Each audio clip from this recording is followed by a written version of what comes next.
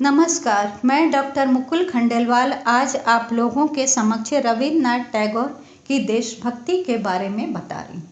ईश्वर में आस्था यही नहीं है कि हम सगुण या निर्गुण रूप में ईश्वर की पूजा करें, वरन देश या राष्ट्र के उत्थान की सोचने वाले, राष्ट्र के लिए अपना सर्वस्व समर्पण कर देने वाले भी ईश्वर भक्त ही हैं। ऐसे ही ईश्वर भक्त थे रविन्द्रनाथ टैगोर। इनका जन्म बंगला वर्ष के अनुसार बैसाख की 25वीं तिथि है। अंग्रेजी कैलेंडर के हिसाब से उनका जन्म 9 मई 1861 को हुआ था। वैसे शांति निकेतन में उनका जन्म दिवस 14 अप्रैल बंगला नववर्ष को ही मना लिया जाता है, क्योंकि 9 मई के समय वहाँ भयंकर गर्मी रहती है और पानी की भी बहुत किल्लत हो जाती थी और गुरुदेव नहीं चाहते थे कि उनकी वजह से किसी को भी परेशानी हो। अतः बंगला वर्ष के प्रथम दिन ही उनका जन्मोत्सव मनाना रूढ़ हो गया था। ऐसी बात नहीं थी कि उनके वास्तविक जन्मदिन को लोगों ने भुला दिया था। आश्रम में जो लोग बचे रहते थे वे उस दिन उनका जन्मोत्सव मनाया करते थे। अपने जन्म दिवस को गुरुदेव बड़े ही सादगी एवं संस्कार पूर्वक मनाया करते थे। इस उत्सव में गान और वेद मंत्रों का प्राधान्य रहता था। गान गुरुदेव के ही रचे हुए तथा सुर भी गुरुदेव के दिए रहते थे। सिर्फ गाने वाले आश्रम के लोग हुआ करते थे जिनमें गाने की क्षमता होती थी। वेद मंत्रों का चुनाव आचार्य क्षिति मोहन सेन किया करते थे। एक बार आचार्य क्षिति मोहन सेन जी की अनुपस्थिति में आचार्य हजारी प्रसाद द्विवेदी जी ने वेद मंत्रों का चुनाव किया और उसका बंगला अनुवाद भी करके गुरुदेव को दिखाया।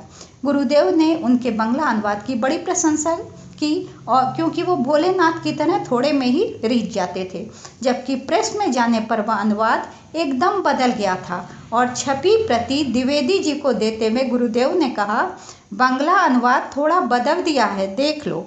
उन्होंने जिस शब्द का प्रयोग किया था वह था एकटू। इस एकटू शब्द में कितना प्यार स्नेह छिपा था उसे द्विवेदी जी कभी भूल नहीं सके। गुरुदेव ने सोचा द्विवेदी जी को कहीं ऐसा न लगे कि बंगला अनुवाद उनसे गलत हो गया, अतः उन्होंने ऐसा कह देना आवश्यक समझा। उनकी साधारण से साधारण बातों में भी उनके महिमामय व्यक्तित्व की छाप रहती थी, परंतु किसी भी व्यक्ति को वह बोझ नहीं मालूम होती थी। वे पारस थे, उनके संपर्क में जो भी आता वो धन्य हो जाता था, उसके भीतर का देवत्व जाग जाता था। वस्तुतः रविन्द्रनाथ टैगोर उन दिव्य सितारों में से एक हैं जिनसे बंगला साहित्य ही नहीं हिंदी साहित्य भी ज्योतिर्मय है। वे एक साथ महान कवि, कथाकार, नाटककार, अभिनेता, निर्देशक, देशभक्त, शिक्षा शास्त्री एवं मानवतावादी थे। कला के क्षेत्र में जैसे चित्रकला, संगीत आदि में भी उनकी मौलिकता स्पष्ट है। इसी कारण उन्हें आधुनिक चित्रकला का जनक भी कहा जाता है। विश्व साहित्य के मानचित्र पर भारत को स्थापित करने वाली उनकी कालजयी कृति गीतांजलि है, जिसे सन 1913 में नोबेल पुरस्कार से सम्मानित किया गया था। सुंदर नायिकाओं की प्रशस्ति में तो हजारों काव्य लिखे गए, परंतु सामान्य और असुंदर में भी सौंदर्य बोध कराने में गुरुदेव की कलम को कलाम हासिल था। एक काले कलूटे अर्धनग्न संथाल किशोर में उन्होंने कुछ दर्शन किया और उसकी सुंदरता का जो वर्णन किया वो इस प्रकार है। ओगो साउंताली छेले श्यामल सघन 9 वर्षार किशोर दूत की एले धानेर खेतेर पारे बांसीर सुरेते सुदूर दूरेते चले छे हृदय मेले ओगो साउंताली छेले। रविन्द्रनाथ टैगोर ने किशोरावस्था से ही कविता लिखना शुरू कर दिया था और सन 1880-90 अर्थात 10 वर्षों में उनके कई काव्य संग्रह प्रकाशित हो गए थे, जिनमें मानसी कविता संग्रह सर्वाधिक चर्चित रहा। मानसी में इसमें संकलित कविताएं उनकी विलक्षण कल्पनाशीलता और बुद्धि की परिपक्वता को प्रदर्शित करती हैं। 1891 में गुरुदेव अपनी पारिवारिक रियासत की देखरेख हेतु पूर्वी बंगाल चले आए और वहां वे 10 वर्षों तक रहे। इस प्रवास में वे ग्रामीणों के निकट संपर्क में आए और ग्रामीणों की गरीबी, पिछड़ापन, भोलापन, सरलता उनके आगे की रचनाओं की विषय वस्तुएं बन गई।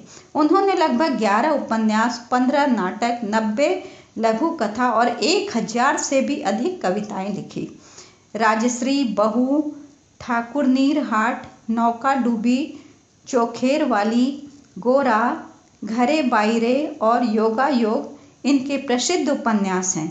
उनके नाटकों में विसर्जन, राजा और रानी, नरकवास, चिरकुमार सभा, प्रयाश्चित, अचलायतन, रक्तकर्मी और मुक्तधारा अत्यंत लोकप्रिय हुए।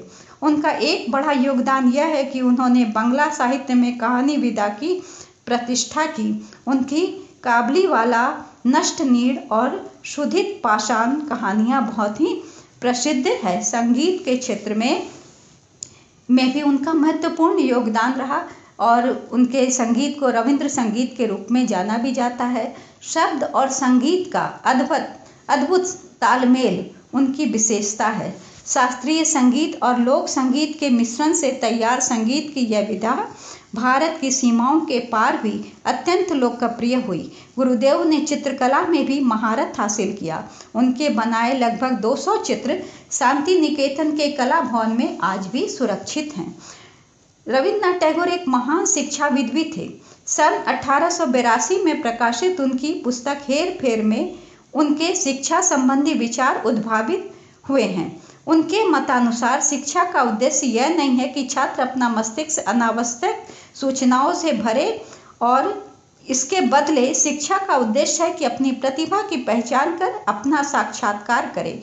अपने बाल्यकाल में उन्होंने चारदीवारी में बंद दम घुटाने वाली शिक्षा का कटु अनुभव किया था और उससे भाग खड़े हुए थे। अतः उन्होंने शांति निकेतन में अधिक से अधिक विद्यार्थियों को प्रकृति के साहचर्य में रखने का प्रयास किया।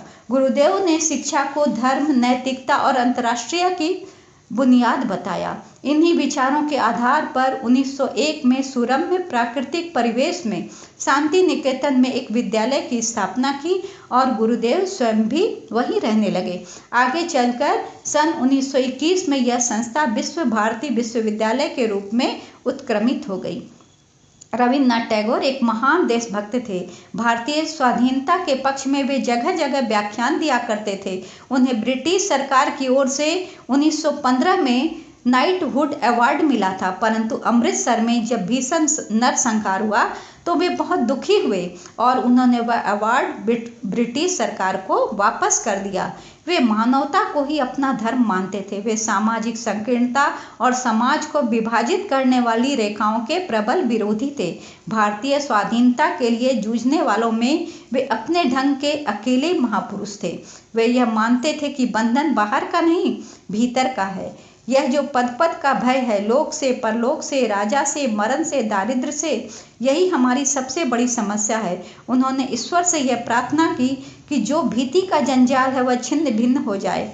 उनकी कविता है, इस अभागे देश को हे नाथ मंगलमय, करो तुम दूर सब भवजाल ओछे, छिन्न कर दो लोक से, नृप से, मरण से, भीति का जंजाल, चूर्ण विचूर्ण कर दो रुद्र, यह पाषाण कासा भार, दुर्बल दीन स्कंधारूढ़, चिरपेशन व्यथा का भार, यह अवनति सदा की धूलि तल में, यह कठिन अपमान अपना ही निमिष निमिष, यह दासत्व की श्रृंखला भीतर और बाहर की, सदा डरते हुए करना प्रणति सत सत पदों की, यह सुचिर अपमान मानव दर्प का, हतगर्व मर्यादा जनित धिक्कार, लज्जा राशि बृहदाकार, कर दो चूर्ण ठोकर मार, दो अवसर पर की शुभ प्रत्युष बेला में उठाए सिर, ग्रहण कर सके निश्वास, मुक्त बयार में लग सके यह निसीम परम व्योम का आलोक।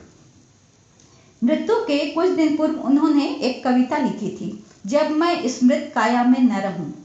मूल बांग्ला में है इसका, परंतु कविता की आरंभिक और अंतिम कुछ पंक्तियों का हिंदी अनुवाद मैं बता रही हूँ। उसका है हिंदी अनुवाद यही कि जब मैं स्मृत काया में न रहूं, इस क्षणभंगुर देह को छोड़ जाऊं, उस समय मुझे याद करने की तुम्हारी इच्छा हो तो तुम इस शांत छाया में आ जाना जहां यह चैत्र का सालवन खिला हुआ है। कविता की अंतिम पंक्तियों का भाव यह है कि तुम्हें यदि कभी मुझे स्मरण करने की इच्छा हो तो देखो, सभा न बुलाना, हुजूम न करना, आ जाना इस छाया में जहां यह चैत्र का सालवन खिला है। आज भी वह सालवन हमें गुरुदेव की याद दिलाता है। आज गुरुदेव हमारे बीच नहीं है, परंतु अपनी विचारों से अपनी रचनाओं के रूप में और देश के प्रति अपने किए गए समाज उद्धार के नाम से वे बराबर हमारे बीच में जाने जाएंगे और हमें हमारी पीढ़ी आने वाली भी उन्हें सदा स्मरण करेगी। धन्यवाद।